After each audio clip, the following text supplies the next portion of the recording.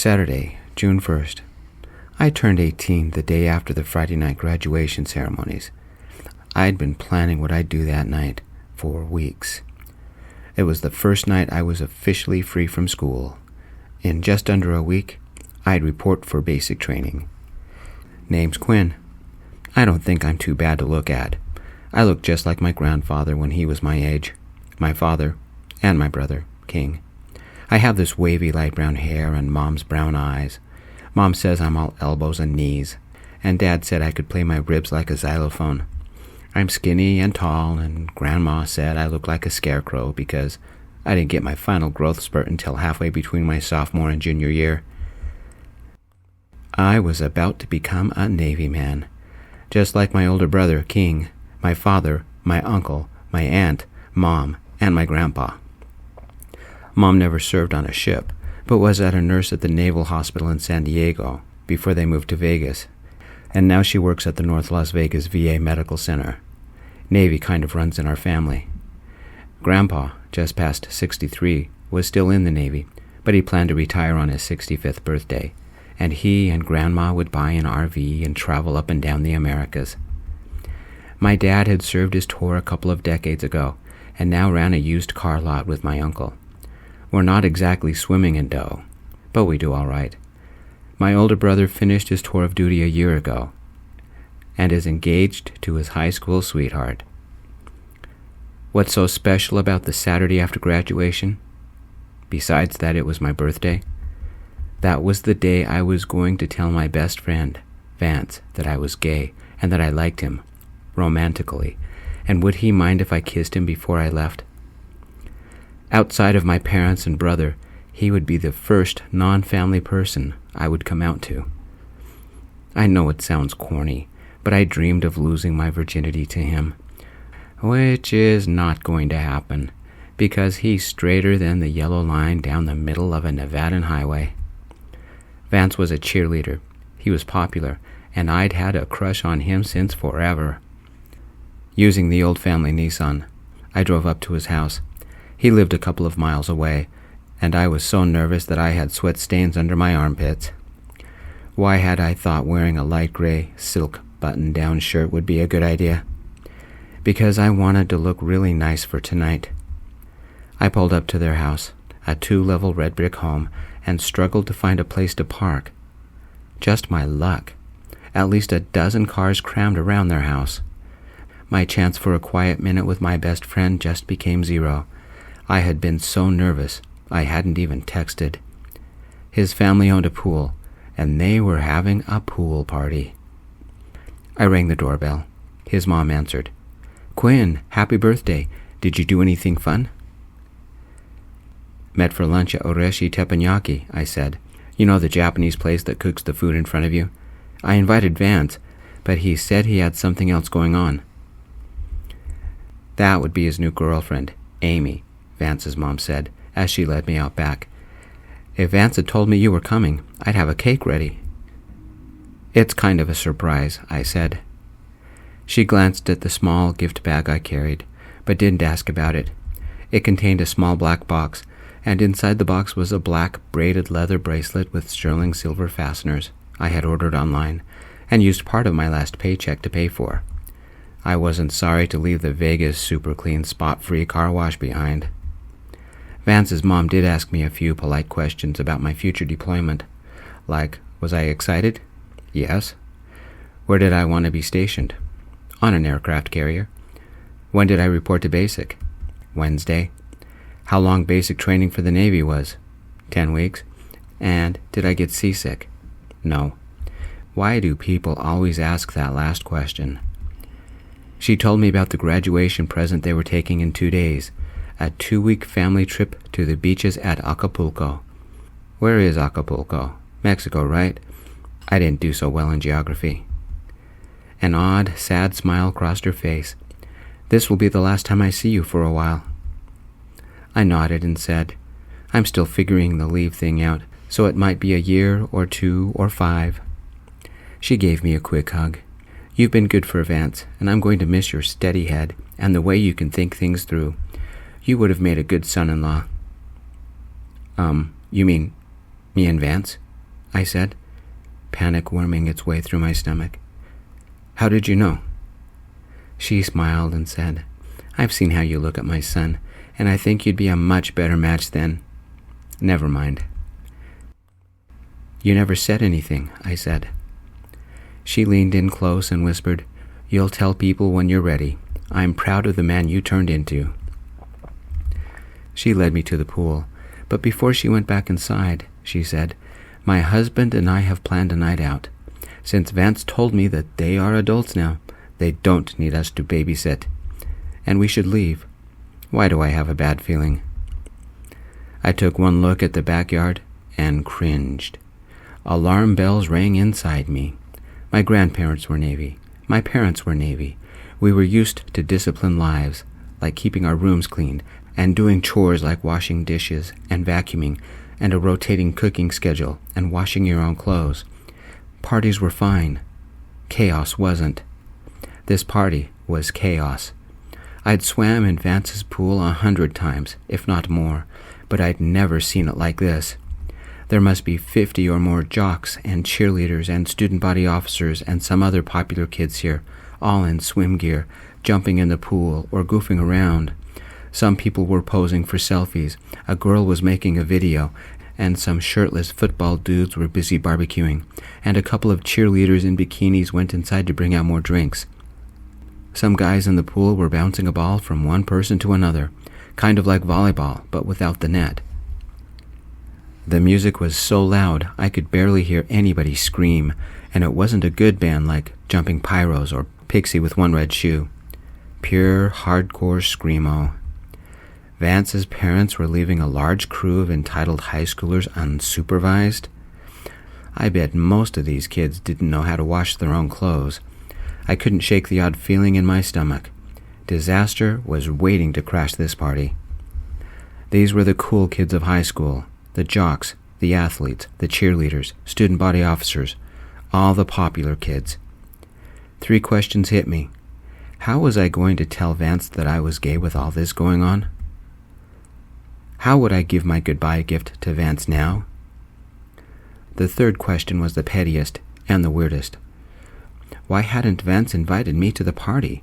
We were best friends, right? The gift was the easiest problem to solve. I left the gift bag on the cluttered kitchen counter. He'd find it someday. Besides, I tucked a note inside the bracelet's box saying it was from me. It took only a second to find Vance. He stood on the diving board in lime green swim trunks, his wet, dark hair plastered to his skull. Technically, he was the school mascot. He'd been a gymnast for the last 8 years and had the body to prove it. Tight muscles, a shredded core, and streamlined, lean everything. He yelled something at one of the basketball players in the pool. I waved. Did Vance see me? I think so. Vance paused. Did his smile falter, or was it my imagination? He jumped off the diving board, and splashing a bunch of people on the side of the pool. Some girls screamed. Then he climbed out of the pool. The body of my fantasies. A girl, a cheerleader named Amy, tossed him a towel, and, well dripping, he walked over to me. His casual smile seemed forced. The only problem? Amy walked with him, quickly taking his hand as if claiming her property. She said something to him, and both of them laughed. "Quin," he shouted, "what are you doing here?" "I needed to talk to you," I said. "Speak louder," he yelled. "I can't hear you." Amy giggled. Then he did. Why did I have the feeling they could hear me just fine? I took a deep breath to calm my nerves and smelled the beer on Vance's and Amy's breath. Underage drinking? Did his parents realize what was happening at their house? My parents would have come unglued and grounded me for a month. Alcohol was only allowed in our house on holidays. I'd never tried it. My home has boundaries and rules and chores, but Mom and Dad had never missed my science fair nights or that stupid choir concert I had to be in for Christmas when Dad lied and said I had the best voice on stage. Reality hit. If somebody called the cops on this party, and I was here, and since I was 18, there could be jail time, and court time, and fines, and community service, which would seriously screw with my date for basic training. I had a goal. This wasn't how I wanted to come out to my best friend, but what choice was there? The realization woke inside me like a horror movie. Like his mom had said, I wouldn't see him for a couple of years. Under the cover of the music, I spoke, "You got a minute to talk?" "No," Amy said. "Can't you see we're in the middle of a party?" "Out with it," Vance said. "Okay, here goes." And I said, "I wanted to tell you that I was gay, and I really enjoyed hanging out with you these last few years. I guess I developed kind of a crush on you." Then, suddenly feeling awkward, I mumbled, "I thought you should know." Vance only stared at me. Amy stared at me. I tried to smile at them, but it was kind of pathetic, so I stopped. Amy deliberately leaned over and kissed Vance on the mouth. Then Vance laughed and said, "You're gay? That's the funniest thing I've ever heard. Hey guys, guess what? Quin says he's gay and he loves me." Those that heard him laughed. Amy wrapped her arms around Vance. My chest started to hurt, and it was hard to breathe. While my best friend was laughing, I asked, "Why didn't you invite me to the party?" Alcohol has a way to soften people's internal filters.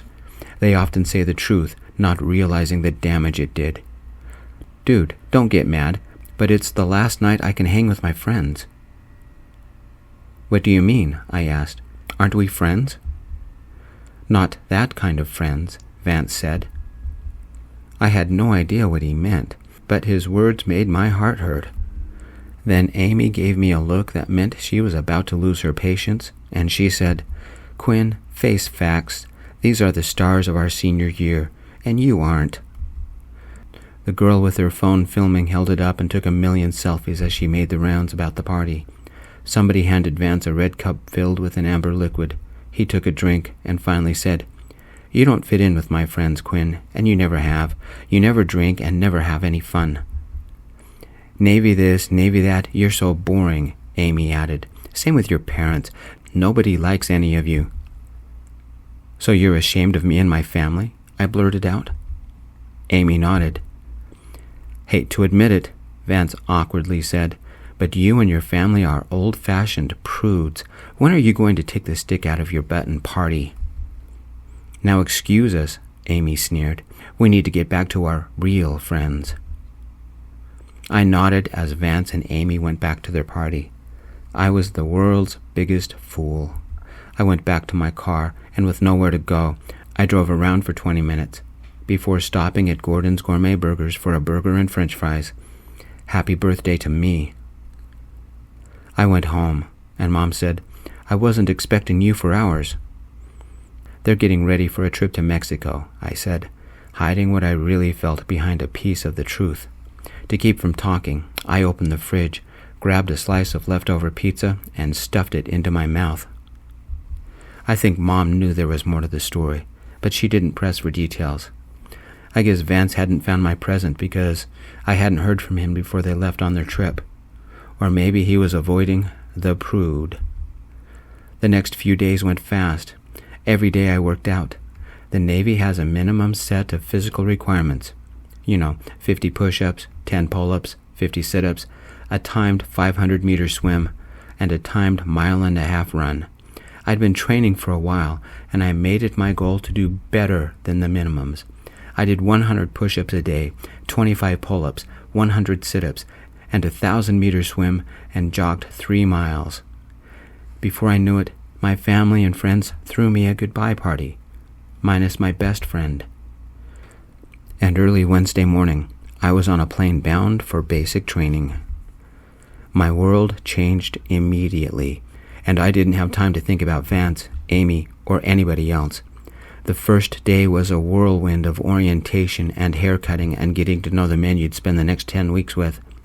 The second day began at 4 a.m. Holy jet lag, Batman. Personal cell phones are not allowed in basic training, so I'd left mine home. Besides, unless I'm deployed on a naval base, cell coverage sucks. There aren't any cell towers in the middle of the ocean, so your phone is useless until your ship is within a mile of a land-based cell tower. Everybody say expensive paperweight? Cell phones have issues out at sea, but email works just fine. Once I figured out where I'd be based after basic, I'd have my folks mail me my old phone and a few other things, like a family picture and a picture of Vance and me. In spite of what he said, I still loved him. After basic, and since I was training as an operational specialist specializing in radar and electronics, I spent a week for additional training at Joint Base Pearl Harbor Hickam, the Joint Naval and Air Force Base in Hawaii, before I was assigned aboard the USS Daniel Jackson, a guided missile frigate assigned to the USS Jack O'Neill Carrier Battle Group. I set up a group email before I left that included my parents, my grandparents, my older brother and his family, my aunt, my uncle, my recruiter, a teacher, a couple of friends, and Vance. I debated whether I should include him, especially after the things he said, but I had feelings for him. Maybe we could work things out, through email. Before the Daniel Jackson left port, I posted my official Navy picture on my Facebook and stalked Vance's Facebook. Odd. No pictures of Vance and his family at Acapulco. Instead, he posted, "Worst party ever. Guess who spent 3 days in jail? Me.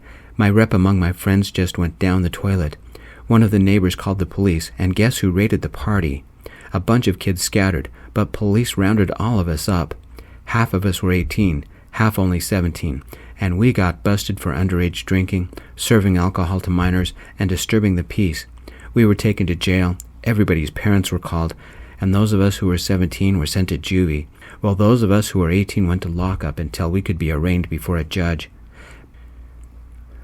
Bail was eventually set at $1,000, and the Acapulco trip was canceled. I'm grounded for the next 5 lifetimes. Mom and Dad are seriously pissed." Vance had also updated his relationship status. Amy and he were officially a couple.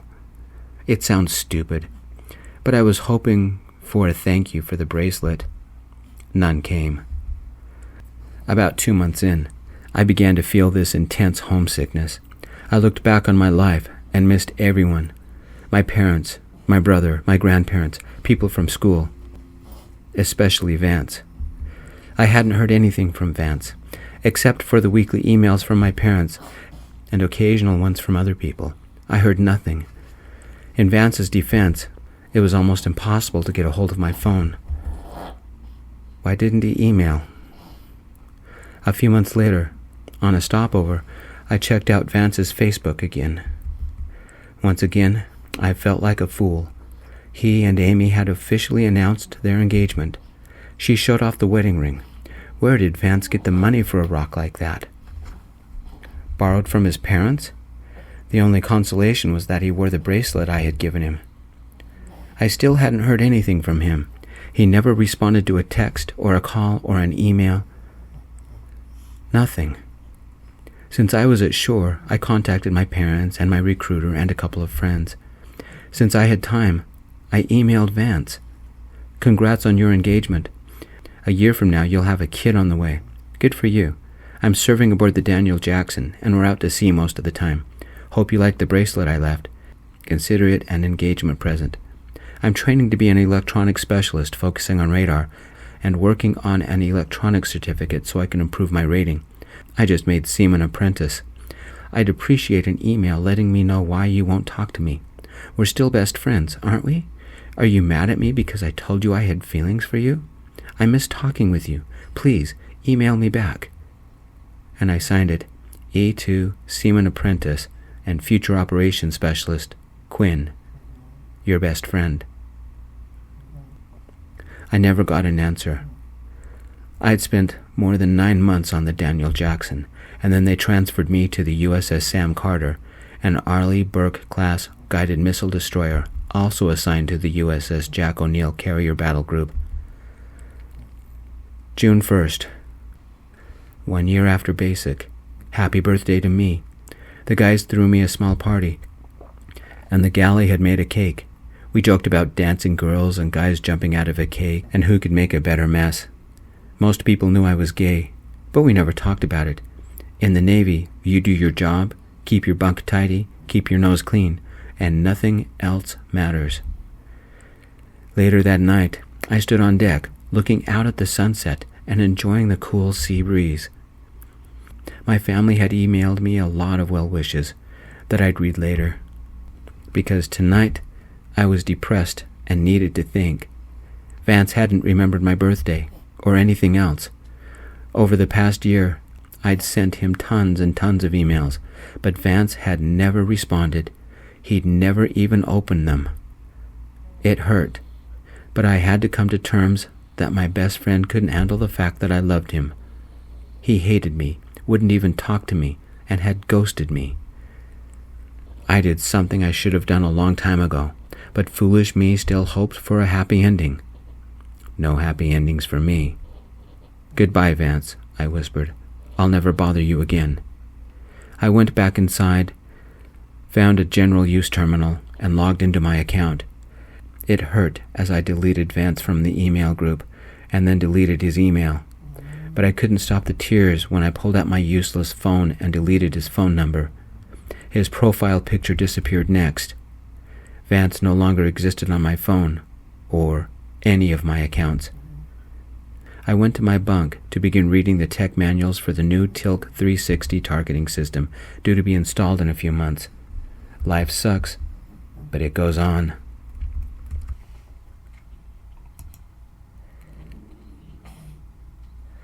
Let's switch to Vance's point of view. I have this problem. Something is wrong, but I don't know what is wrong. Vegas was bright and hot with one tiny fluffy cloud on the horizon. It didn't make me feel better. It had been more than a year since I'd last seen Quin, my best friend. No matter how many times I called or texted or emailed, he never responded. When I told Mom, she told me that cell phones aren't allowed in basic training and they don't work in the middle of the ocean. It made me feel stupid because I should have realized that.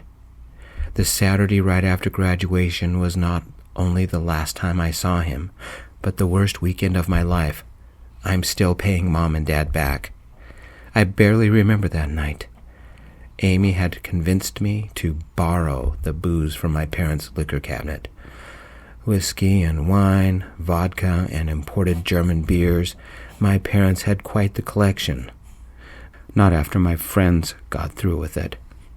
When the police tested my breath, they were surprised I was still conscious. Though my parents didn't press theft charges, Mom yelled at me for a month, and suddenly life changed, for the worst. After they bailed me out of jail, my folks had left the entire party mess in both the house and the yard for me to clean, alone. It took days. Then Dad posted the chore chart, and I was not only expected to do my own laundry and wash my own bedding, but dusting and vacuuming, window washing, cleaning the bathroom. My room had to be as spotless as Quin kept his. They constantly yelled, "Why can't you grow up?" Had evil aliens replaced my parents?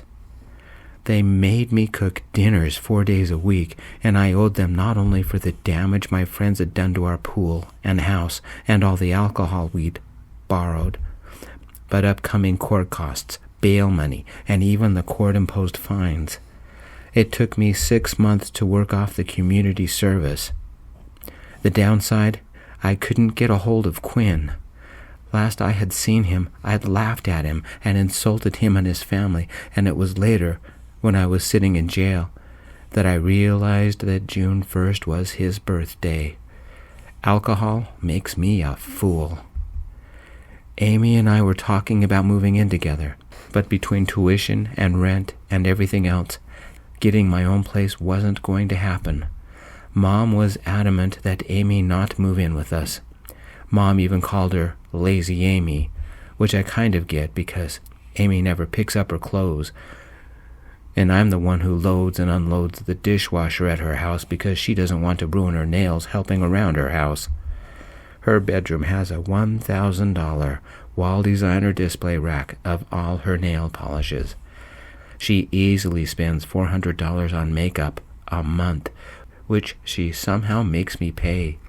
Between her and my parents and the court fines, I can't afford anything.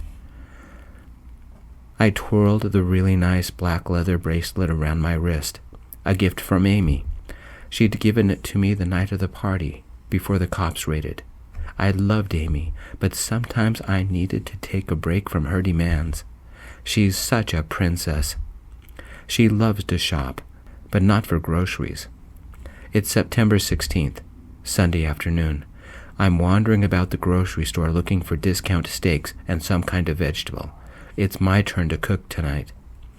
This sugar daddy has to stay on a budget so Princess Amy can afford new shoes and nail polishes and whatever else. Picking up a tenderloin cut, I examined the sell-by date. If I cooked it today, it'd be fine. Vance? A man's voice said. Quin's friend? I turned. A man who looked like an older version of Quin walked towards me. Quin's brother. I hadn't seen him for at least 18 months or more. What was his brother's name? King? It's been a while, I said. He wore a chest-mounted baby carrier with an alert baby inside, and the woman with him, his wife I assumed, pushed a shopping cart overloaded with diapers and baby food. The baby gurgled as she played with a pink teething ring. Hey guys, I said, what's the latest from Quin? King's wife sniffed the air and said, Uh-oh, I better take Giselle to the little girl's room. I'll handle Giselle, you handle Vance. You always take the easy jobs, King said. And you always take the fun jobs, she said. Wish me luck, King said. I'm going in. She took the baby, gave her husband a peck on the cheek, and disappeared to the front of the store. That's where the restrooms are. What do you mean, handle? I asked. Can you believe Giselle's almost 1 year old? King said. Quin's never seen her, but he applied for a 2-week leave this November. If he gets it, we'll celebrate Christmas and Thanksgiving at the same time. Christmas for Thanksgiving? I asked. Welcome to the Navy. You have to roll with the punches because plans can change in an instant, he said. Besides, it will be the first time we'll have the whole family together since Quin left for basic. So it's Christmas in November, I said, chuckling. Mom's already ordered a Christmas tree from Amazon, King said, the kind with smart light you can control from your phone, and Dad has already started decorating the house with 1,000,000 lights. I twirled the black leather bracelet Amy had given me and asked, How does Quin like the Navy? King gave me an odd, angry look and said, Fine. You like the bracelet he got you? This bracelet? I said. Amy gave it to me. King sighed as if he were at the edge of his patience, and he said, Somebody's lying. I helped Quin choose it from about 100 types online. He said you'd prefer black, but he had to borrow a little money from me because shipping was $15 and he only planned on 5. What do you mean? I asked. Some companies don't deal well with phone orders, and Quin had trouble with the order going through on his phone, King said.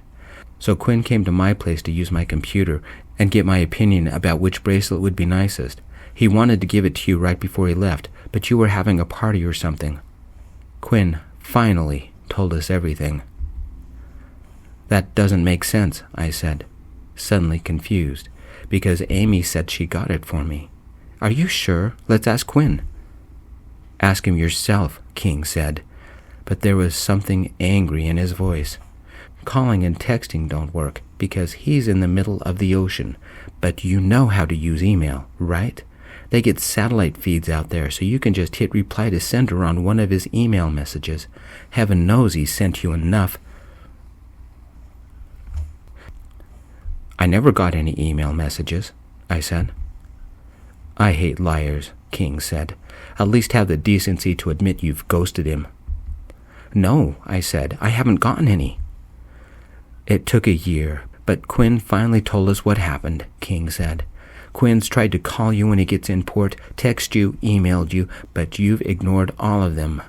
You've been on the family emailing list, and he sends something once or twice a week. You should have at least 100.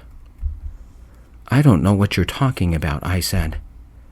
King became very serious, and it scared me when he said, You are the first person outside of family that my brother told that he's gay, and then he tells you that he loves you. What do? You mock him in front of everybody, and then ghost him for the last 18 months or so. Being on a ship in the middle of nowhere can be hard on the psyche, especially when you're transferred somewhere and don't know a person. He tried to reach out to you multiple times because he needed his best friend. Quin had a bad bout of homesickness. I tried to be there for him, but I'm 6 years older, with a kid, and I'm straight. Sometimes we couldn't connect. He needed you, not in a romantic way, but as a simple friend he could talk to. But you ghosted him. Didn't even have the decency to give him a reason why you hated him, but it's pretty obvious. Quin told you he loved you, and then you treat him like dirt. There's a word for people like you, but I'm not going to use it when children are around. I had to talk Dad out of going over to your folks' place and launching World War III. How nice people like your parents could produce scum like you is beyond me. My family will never forgive you.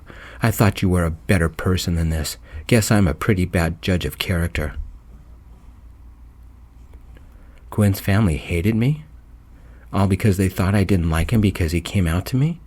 Shocked, I set the meat down and pulled out my phone. But King was pushing the shopping cart away. His wife and baby joined him. King, wait, I said. He lifted his right hand and gave me the classic one-finger salute. What is going on? Why did so many people hate me?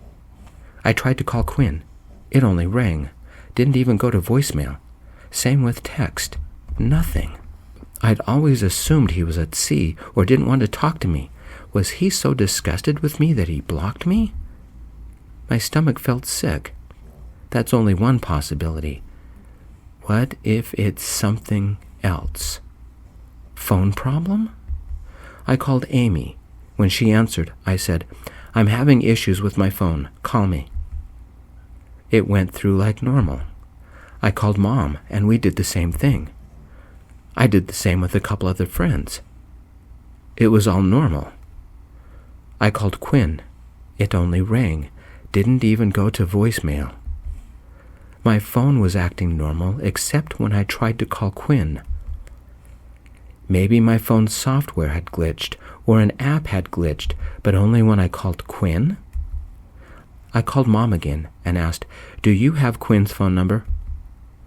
I think I still have it, she said. Call it, and then call me back and tell me what happened, I asked. 30 seconds later, Mom called me back. It went straight to voicemail. I told you before there's no cell towers in the middle of the ocean. That's not it, Mom, I said. Tell me what number you have. She told me. I wrote it down. And when I hung up, I checked my contacts. I had a different number. I typed in Mom's number for Quin. The caller ID said it belonged to Grandma? Like everybody, I had 2 grandmas. To keep them separate, I listed them by only their first name. I shouldn't have an account called Grandma. What is going on? I pulled up Quin's full contact information. All the information I had for Quin, like phone number, address, and email, were wrong. And to make it worse, the Grandma contact information had Quin's correct information, but it was all blocked. If Quin called me, he'd never get through. If I called Quin, I'd get some other number, unless I dialed the number directly. Nobody does that anymore. It takes too long. Since the number didn't have voicemail, it must be a dedicated outgoing fax line, which meant that Quin had no way of contacting me, and I had no way of contacting Quin. Somebody had put some thought into this, which meant it was deliberate. Why didn't email work? Don't I get notifications? I hadn't had one for a very long time. I opened up notifications and quickly looked for email settings. Once again, I felt sick. Email notifications had been turned off. No wonder my phone had been so quiet. Why hadn't I realized it? Every time Quin sent me something, or anybody sent me something, my phone didn't notify me. I turned notifications back on. Who had done this? When had this been done? Why? One answer was that it happened right after Quin left for basic training. Wait a second. Who would know my unlock code? The list of culprits was small. Maybe even only one. How many times had I unlocked my phone so Amy could send a text or call someone? She could have easily seen me unlock my phone, or pretended to text someone on my phone while making the changes. A dark pit opened up in my chest. Because of her, I had betrayed my best friend. Everybody thinks I hate him because he told me he loved me. His family wants to beat me up, and Quin went through some hard times. Alone. I changed my unlock code. To test my updated contacts, I called Quin. It went straight to his voicemail, and for the first time since he had left, I heard his voice. God, I had missed him. He'd be out at sea right now anyway, but at least my phone was working again. For about the 100th time, I remembered the night of the party, and the shame. When Quin had told me he was gay, I'd been drinking and didn't take anything serious. He had been serious, and I laughed at my best friend and told him he wasn't a friend. Why had I been so rude? None of the other kids at the party would have cared if Quin had joined us, but why did I make a big deal out of it? Because I wanted to please Amy. Amy didn't want Quin around, and like a tool, I followed her every wish.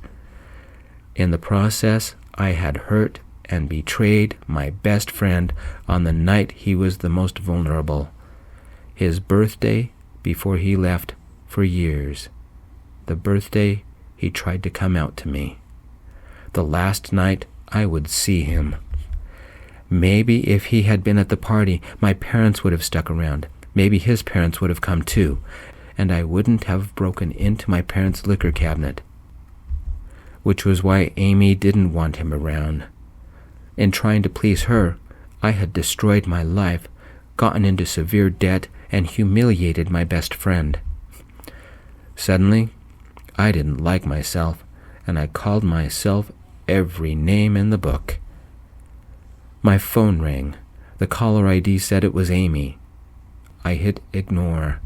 Time for some serious thinking time. For example, I could access all my emails from my laptop at home. I made my purchases and left. Once home, I logged onto my laptop and pulled up my email account. How long had it been since I checked it? I filtered it to show only messages from Quin since he had left for basic. Damn. His brother was right. Nearly 100 messages, usually one a week, but often two. The majority came from the email group he must have set up to stay in contact with his family, and me. But a few messages were sent only to me. Were those the times he needed someone to talk to? I had failed my best friend. For the next hour, I read every single message he sent. I lived his fear. I lived his life, felt his fear, felt his loneliness. He'd asked his family many times if they'd heard anything about me.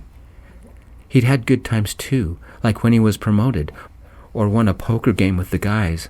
I learned all about the ships he served on, the USS Daniel Jackson and the USS Sam Carter, and the carrier battle group he worked in. Privately, he wondered why I was mad at him and what he could do to make things okay between us.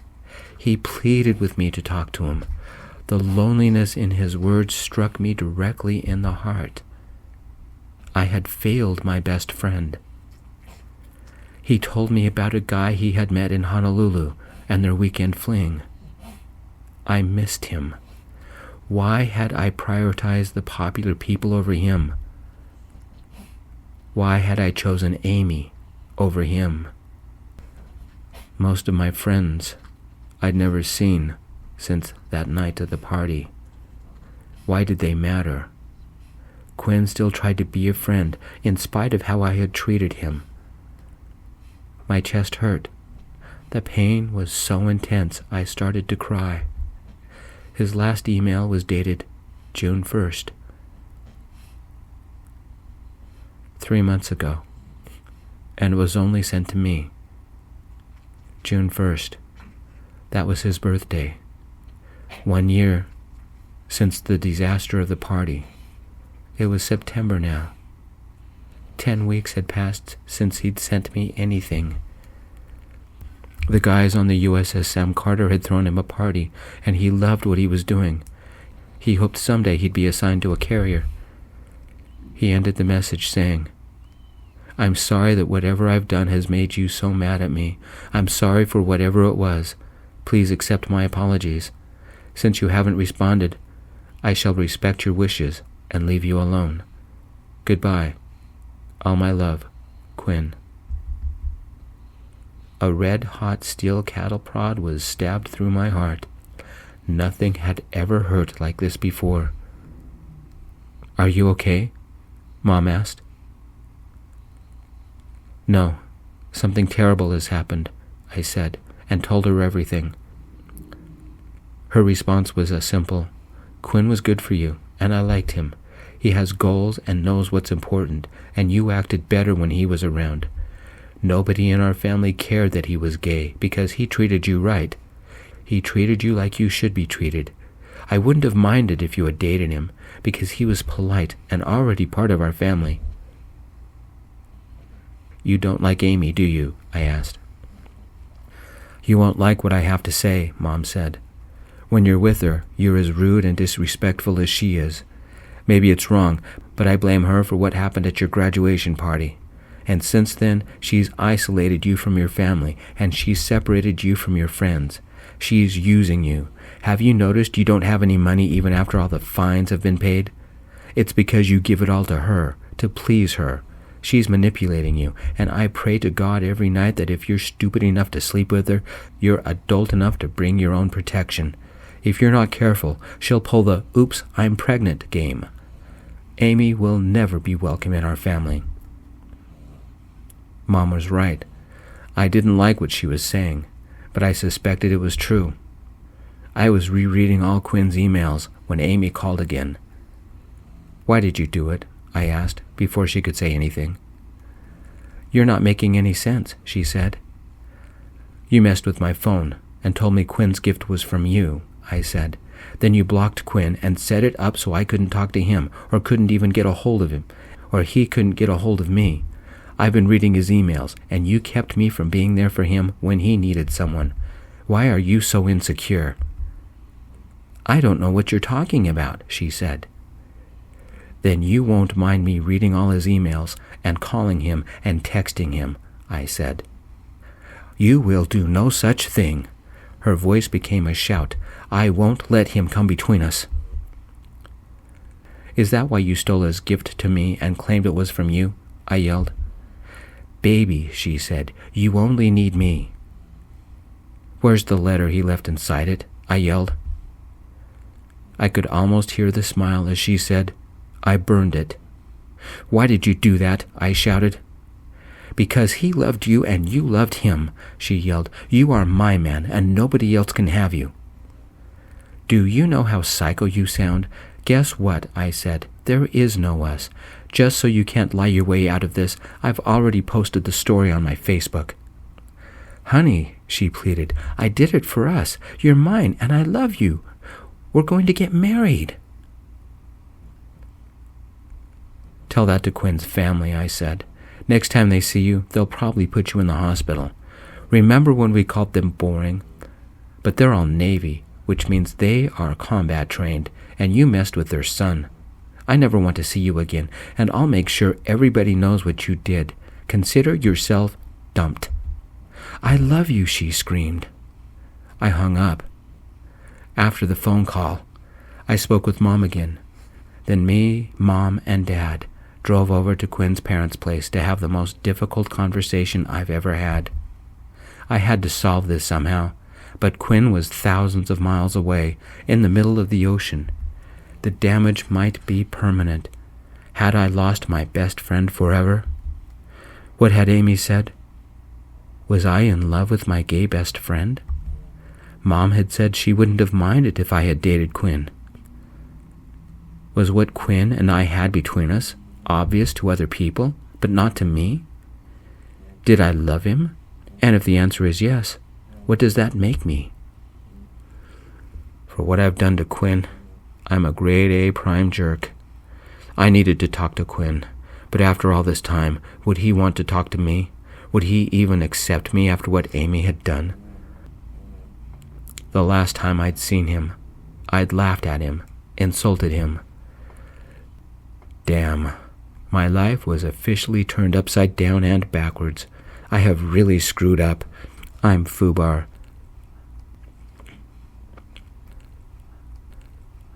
Let's go back to Quin. The Sam Carter arrived at Pearl Harbor just before sunset. I've served on this ship for the last 6 months. Before we set sail again, the Sam Carter would get the new targeting system, the Tactical Enemy Assisted Location Control, or TILC, which meant I'd get 1 week's shore leave while it was installed. As the Sam Carter docked, I was on the bow, duffel already packed, ready to leave as soon as the gangway was attached to the dock. One of my buddies ran up to me, clapped my shoulder and said, "Captain Hammond wants to see you. He's in his office." "Why?" I asked. He shrugged. I took my gear and went to the captain's office. A man stood guard outside, and as soon as he saw me, he knocked on the captain's door. A voice yelled, "Send him in." Captain George Hammond was in charge of the Sam Carter. Though in his 50s, he was as trim as anybody on board, and was often seen in the gym working out alongside the rest of us. He was also genius-level smart, but was as strict as my dad. I set my duffel by the guard, entered, and saluted. "Reporting as ordered, sir." "At ease, sailor," he said. "I guess you're wondering what this is about." "Yes, sir," I said. The captain actually smiled and he said, "I just got off the phone with your grandfather." I had no idea his grandson was part of my crew. You might not believe this, but he was my first captain, though that was a couple of decades ago. "I didn't know that, sir," I said. Captain Hammond got up from his desk and shook my hand. He said, "Next time you speak with your grandpa, tell him we're even. He'll know what I mean." "What's this about, then?" I asked. Captain Hammond gave me a squirrely kind of a smile and said, "He wanted me to delay your departure 10 minutes. It seems that we arrived earlier than expected, and they needed a few extra minutes to get through traffic." "I don't understand, sir," I said. "Is somebody coming to see me?" "Sometimes understanding is not required," he said. "I think I've kept you long enough. Enjoy your shore leave, and that's an order." "Yes, sir," I said. My phone beeped with an incoming text coming from an unknown number. First time I'd heard that beep since the last time we arrived in port. Captain Hammond took his seat and gave a knowing chuckle. "Right on time." "Dismissed, sailor." As if by magic, the guard at the door swung the door open. Something was going on. I picked up my duffel and made my way to the gangway and read the text on the way. It only said, "Happy really late birthday." I looked at the number again. It seemed familiar. A second text came. "I'd like to ask you out on a blind date, right now. That is not exactly a blind date. I'll buy dinner because we have a lot to talk about. I've got a hotel room so we can stay up all night, and I can apologize and you can tell me all about the Navy." Confused, I texted, "Who is this?" A second later, a text arrived with a 10-second video. I played it. My heart stopped beating. I stopped breathing. I stopped walking down the gangway. Something warm bubbled in my eyes, and the emotion stuck in my throat. The text read, "Thank you for the bracelet." The video was a selfie of Vance, holding a dozen red roses, with the Sam Carter in front of a golden Hawaiian sunset, and me on the gangway. Though Vance was smiling, his eyes seemed to be pleading. He wore the bracelet on his left wrist. I looked up. Vance stood about 50 feet away, sporting a nervous smile. He quickly texted something else. I missed you. I couldn't move. I couldn't speak. I couldn't breathe. I couldn't think. I gulped back my emotions, not believing who was in front of me. Another text. It took you leaving before I realized that I loved you. His face reddened, and he took a step towards me. Was that a tear dribbling down his cheek? Please, he texted. My heart, body, and soul melted. The love I thought forever gone, rekindled. I smiled and ran into Vance's arms. That night, we told each other everything, and it was like we'd never been apart. Epilogue. I never got to serve on the USS Jack O'Neill or any other carrier. I served the rest of my tour on the Sam Carter under Captain Hammond. Over the next 2 years, Vance and I rebuilt our friendship. As often as leave would allow, I traveled back to Vegas, or he came to Hawaii. Turns out, Amy was right. What Vance and I shared was indeed love. It took a lot of communication and barbecues, but my family eventually understood what had happened and once again accepted Vance. The friendship Vance and I had turned into a love that even the distance between us couldn't stop. We emailed each other almost daily, and when I was in port, we FaceTimed. 5 months after my tour of duty ended, and I returned to Vegas, I proposed. Vance said yes.